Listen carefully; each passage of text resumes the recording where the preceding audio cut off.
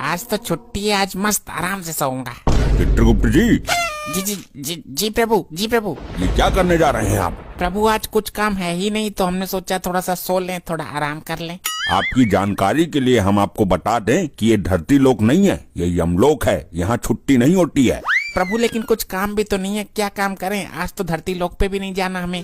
पिछले हफ्ते हम लोगों ने जितने भी लोगों को यमलोक में लाया है, सब लोगों को हमारे समक्ष लाइए, हम उन्हें दंड देंगे। जी प्रभु, जैसी आपकी आज्ञा। चलिए चित्रगुप्त जी, अपना लैपटॉप चालू कीजिए और बताइए हमें सबके बारे में। प्रभु सबसे आगे जो लाइन में खड़ा है उसका नाम है राजू रंगीला। ये कर देता था लोगों के आगे गीला पीछे पीला। अच्छा, तो बदमाशी करते थे ये? जी प्रभु। इनकी लंबाई देख के तो लग रहा है कि छोटे मोटे बदमाश होंगे। क्यों, क्या करते थे? छोटे बच्चों का खिलौना लेके भाग जाते थे? नहीं प्रभु, इसकी लंबाई भले ही हो छोटी लेकिन बुद्धि है इसकी पूरी खोटी। अच्छा, ऐसा क्या करता था ये? यमराज जी हम खुद ही बता दें अपना। जब हम आपसे पूछेंगे तब बताइएगा, बीच में बड़बड़ करने की जरूरत नहीं है। प्रभु ये अपने गांव के लोगों को लोन दिया करता था, गाड़ी खरीदने के लिए और घर खरीदने के लिए। और जब वो लोग इसका लोन नहीं चुका पाते थे तो ये उनकी गाड़ी और उनका घर जब्त कर लिया करता था। अब आप ही बताइए यमराज जी, कोई मेरा पैसा नहीं लौटा रहा तो हम उसकी घर और गाड़ी ही हड़पेंगे ना, उसकी पूजा थोड़ी करेंगे। चित्रगुप्त जी। जी प्रभु। आगे बताइए। जी प्रभु, अब यहाँ से इसकी बदमाशी शुरू होती है प्रभु। वो कैसे? जिन लोगों ने इससे गाड़ी और घर लेने के लिए लोन पे पैसे लिए, वो लोग लोन ना चुका पाए, वहीं पे ये बदमाशी करता था। अच्छा, कैसी बदमाशी? प्रभु जैसे ही लोन चुकाने की डेट आया करती थी, ये उसके 2 दिन पहले गायब हो जाता था। अच्छा, और लोन चुकाने की डेट से 4 दिन बाद वापस आया करता था। अच्छा, तो ये है शरीर छोटी लेकिन बुद्धि खोटी। आगे तो सुनिए प्रभु। बताइए। फिर जब गांव वाले इसके लोन का पैसा वापस करने आते थे तो ये बोलता था कि अब देने की तारीख निकल गई है, अब 20% इंटरेस्ट लगेगा। लेकिन लोन देने के टाइम पे ये बोलता था कि सिर्फ 5% इंटरेस्ट लगेगा। बदमाश तो बहुत ही खतरनाक था ये। और प्रभु इतना ब्याज गांव वाले दे नहीं पाते थे तो ये जाता था उनके घर और गाड़ी पे कब्जा कर लेता था। बहुत ही बुरा काम करता था ये इंसान। चित्रगुप्त जी। जी प्रभु। इसको तुरंत नर्क में भेजा जाए और गरम तेल की कढ़ाई में इसको तला जाए। और एक बात याद रहे। जी प्रभु। कढ़ाई का तेल 20% अधिक गर्म होना चाहिए ताकि इसका ब्याज का पूरा प्याज निकल जाए। जी प्रभु, जैसी आपकी आज्ञा। प्रभु हमको भी कुछ बोल लेने दीजिए। हमें फालतू बातें सुनने की आदत नहीं है, ले जाइए इसे हमारे सामने से। अगला कौन है चित्रगुप्त जी, उसके बारे में हमें बताइए। प्रभु ये जो दूसरे नंबर पे व्यक्ति खड़ा है, वैसे तो इसका नाम प्रियांशु है, लेकिन रात में ये प्रिया बन जाता है। मतलब हम समझे नहीं, क्या ये इच्छाधारी इंसान था? नहीं प्रभु, ऐसा कुछ नहीं है। ये लोगों को कंफ्यूज करता था, दिन भर अपना काम करता था और रात में लड़की की आवाज निकालकर लोगों से पैसा लूटता था। अच्छा, तो ऐसी बात है। जी प्रभु। चलिए तो प्रिया जी, हमें भी बेवकूफ बना के दिखाइए।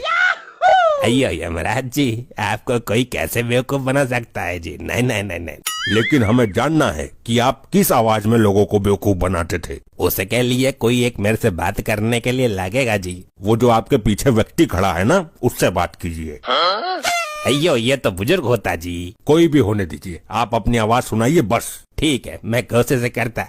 यमराज जी मान लीजिए मैंने फोन किया है इसको, अभी घंटी जा रही है, ट्र ट्र। अभी ये उठाते हैं, फिर मैं बोलता हूँ कि हेलो, क्या कर रहे हो? अरे कौन बोल रहा है? मेरे को नहीं पहचाना तुमने? मैं तुम्हारी बाबू, मैं तुमसे बहुत प्यार करती हूँ। बताओ, मेरी किस्मत भी ऐसी है कि जवानी से बुढ़ापे में किसी का प्यार नहीं मिला। अब यमलोक में आ रहा हूँ तो प्यार करने वाली मिल रही है। अच्छा सुनो ना। हाँ हाँ, बोलो बोलो। मैं तुमसे शादी करना चाहती हूँ। अरे यार, तुम्हारी आवाज तो बहुत अच्छी है। मेरे से शादी करोगे ना तुम? अरे बिल्कुल करेंगे, यमलोक में करेंगे। तो मेरा एक छोटा सा काम कर सकते हो क्या? अरे एक नहीं, तुम 100 बताओ, 100 काम करवा देंगे तुम्हारे। मेरे को बस 1000 रुपए भेज दो ना, मेरे को बहुत जरूरत है। अरे एक नहीं, तुम 4000 लो। लो पकड़ो, नंबर बताओ अपना। ओ दादाजी, थोड़ा कंट्रोल में, ये धरती लोक नहीं है, यमलोक है। प्रभु लेकिन मेरा इस पर दिल आ गया है, मेरी इससे शादी करवाइए अब। अरे मैं लड़का हूँ भाई, ये कैसी बातें कर रहा है तू? और हमने सिर्फ इसकी आवाज सुनने के लिए ऐसा करने को बोला था। प्रभु प्लीज मेरी भावनाओं को समझिए, मेरी एक बार भी शादी नहीं हुई प्रभु। अरे ऐसे कैसे हो सकता जी, मैं लड़का होता जी। कोई बात नहीं। अरे क्या कोई बात नहीं, यमराज जी जल्दी से मेरा बताइए किधर जाने का है मेरे को। चित्रगुप्त जी, जी प्रभु। इसके कुछ अच्छे कार्य भी हैं या नहीं? जी प्रभु, ये 30% बुरा आदमी था लेकिन 70% अच्छा आदमी भी था। मतलब कैसे? प्रभु जैसे कि ये किसी से 1000 रुपए लूटता था तो 500 रुपए का गरीबों को खाना खिला देता था और जरूरतमंद की हमेशा मदद किया करता था ये। अच्छा, ये तो बड़ी अच्छी चीज करता था ये, लेकिन लोगों के पैसे भी लूटता था ये। तो एक काम करिए चित्रगुप्त जी, जी प्रभु। पहले इसको नर्क में भेजिए, कढ़ाई में तेल गरम करिए, लेकिन इसको कंफ्यूज करने के लिए बोलिए कि तेल एकदम ठंडा है। अच्छा, जैसे ये कंफ्यूज करता था। बिल्कुल, और फिर इसको उस गर्म तेल में डालिए, फिर जब हम बोलेंगे तब इसको स्वर्ग में भेज दीजिएगा। जैसी आपकी आज्ञा प्रभु। और आप बुढ़ऊ जी, इतनी उम्र हो गई है लेकिन अभी भी आपके अंदर शादी की लालसा जाग रही है। प्रभु अब क्या करें, 90 साल के हो गए थे, हमारी बारात तो कभी उठी नहीं, आपने उठा लिया हमें। हाँ, तो इस उम्र में शादी नहीं की जाती है। नहीं प्रभु, होने वाली थी हमारी शादी। क्या? हाँ प्रभु, होने वाली थी इनकी शादी। इस उम्र में इनसे कौन शादी करना चाहेगा? वो भी बस आती ही होंगी। आती ही होंगी नहीं प्रभु, आ चुकी हैं, इनके पीछे ही खड़ी हैं। अरे तुम पीछे ही खड़ी हो, बताया नहीं हमें।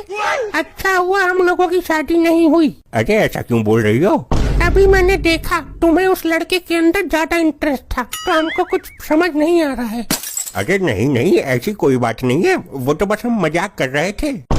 मजाक कर रहे थे, चुपचाप यहाँ खड़े रहिए। और चित्रगुप्त जी, जी प्रभु। इनके बारे में हमें विस्तार से बताइए। प्रभु जब ये जवान थे तब इनका नाम था चुल यंग। चुल यंग?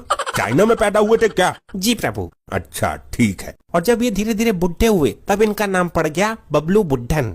हाँ, तो इन बबलू बुढ़न जी के कारनामे बताइए हमें। प्रभु जब ये बबलू बुढ़न जवान था तब इसने बहुत सारी शादियां की।